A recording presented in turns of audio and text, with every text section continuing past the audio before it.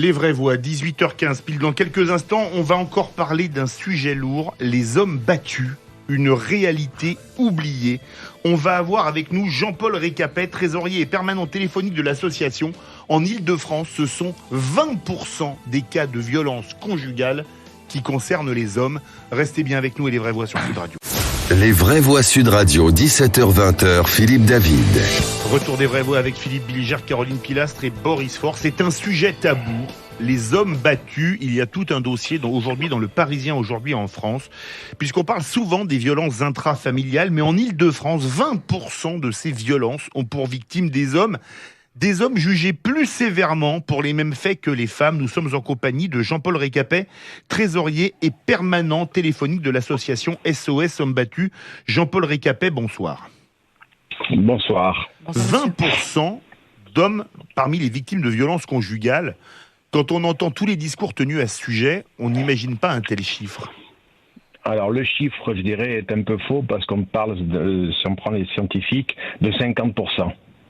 Il y aurait autant d'hommes battus, d'hommes violents que de femmes violentes. C'est tout. La violence fait partie de l'être humain. Alors, justement, dans ce dossier, dans le Parisien, on souligne la différence de traitement devant les juges. Est-ce que quelque part, un homme n'est pas plus facilement présumé coupable et une femme plus facilement présumée innocente pour ce type de dossier ? Ah, tout à fait. Un homme, si vous voulez, dès qu'on va à la gendarmerie, à la police, le procureur, tout le système, un homme est coupable, une femme est victime. Philippe. Et on reste toujours dans ce système-là. Tout est orienté dans ce système-là. Philippe Bilger. Alors, je trouve que la formidable organisation des vraies voix est parfois un peu agaçante. Parce que vous m'avez confisqué le sujet que j'avais l'intention de proposer dans 2 jours, mon cher Philippe. Et bam. Et donc, vous lisez trop bien les journaux également. Oui, mais je lis votre pensée aussi. Pour être là sérieux, je suis tout à fait heureux de voir traiter ce sujet. Parce que, bien sûr, les violences commises sur les femmes sont scandaleuses de la même manière que les véritables violences commises sur quelques hommes. Vous avez rappelé les statistiques, Philippe. Mais d'une certaine manière, je suis encore plus frappé par les violences commises sur les hommes pour la raison suivante. C'est que le profil habituel de l'homme dans l'esprit public est assimilé un petit peu à une forme de force, d'énergie, de supériorité, de contradiction totale avec un sentiment de fragilité et de faiblesse. Et on imagine mal comment des hommes ont pu évidemment être victimes de violences de toute nature. J'ai lu également la double page dans Aujourd'hui et c'est ça qui m'a passionné. Mais c'est un sujet qui au moins remettra de l'équité parce que lorsqu'on parle des violences contre les femmes, très souvent on n'admet pas que l'autre sexe peut en être victime également. Jean-Paul Récapet. Tout à fait. La violence, elle existe.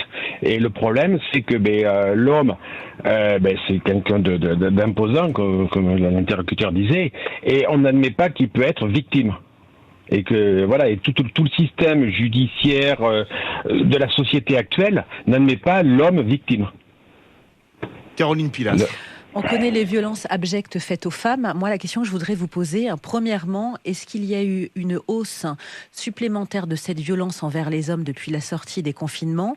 Et ça se traduit comment en termes de violence ? C'est de la violence physique et psychologique ou plus l'un ou l'autre ?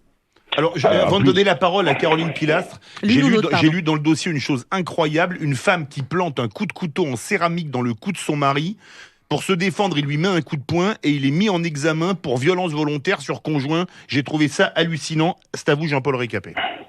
C'est le système judiciaire actuel où on n'admet pas la violence on n'admet pas. On admet, mais on sous-estime. Donc, dès qu'une femme tape, mais madame, pourquoi avez-vous tapé ? On lui donne déjà des circonstances atténuantes. Pour orienter par rapport à ma question, désolé Philippe, c'est plus de la violence physique que les femmes ont sur les hommes ou de la violence psychologique comme certains pervers narcissiques ? Tout, en tant qu'écoutant, je peux vous dire, il y a même des pervers sexuels. Waouh. Là, l'autre jour, j'avais un homme qui était agressé sexuellement par une jeune et jolie femme. Et il recevait des coups parce qu'il ne faisait pas son boulot. Effectivement. Et le comble, c'est qu'on n'a pas le droit de rire, hein, tout de même. Donc c'est quelque chose qui va être extrêmement risible. Et voilà. Et alors que bon, il prenait des coups. Enfin, à l'origine, c'est une sexologue qui m'a appelé pour ce monsieur. Boris Faure. Oui, moi j'ai applaudi devant MeToo, devant Balance ton porc, parce que je pense qu'effectivement on avait en France un vrai problème de violence masculine qui était sous le tapis, et donc je me dis sans problème féministe pour ces combats. Mais c'est vrai que il y a un certain féminisme en France très radical, parfois trop radical, qui à un moment a semblé dire que l'essence masculine était en elle-même porteuse de violence. Et c'est pas, à mon avis, c'est pas ça la vérité. C'est comme vous l'avez dit, monsieur, les personnes peuvent être violentes. L'organisation sociale peut-être fait que parfois, souvent, les femmes sont victimes de violences, mais les hommes subissent aussi ces violences-là. Et je pense que à cet égard, je salue votre action et celle de votre association. Ça rétablit un petit peu la balance, si j'ose dire. Et je vois l'autre jour, on a même été contacté par une association de femmes qui sont perdues parce qu'ils ont énormément d'hommes qui appellent. D'hommes battus qui appellent. Une association de femmes battues. Parce que les hommes ne savent pas où s'adresser. Il n'y a rien. Il n'y a aucune structure. Mais on m'a souvent dit, je vais aller dans le tabou du tabou, excusez-moi, que souvent les hommes battus ne portaient pas plainte et régulièrement par l'humiliation que c'est, et régulièrement se suicidaient. Est-ce que c'est une réalité?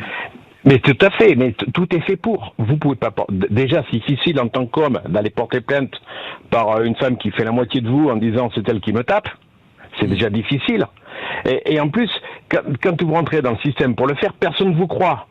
Vous allez à la gendarmerie, on se moque de vous. Vous allez au procureur, classé sans suite. Vous allez au tribunal, le dossier est classé.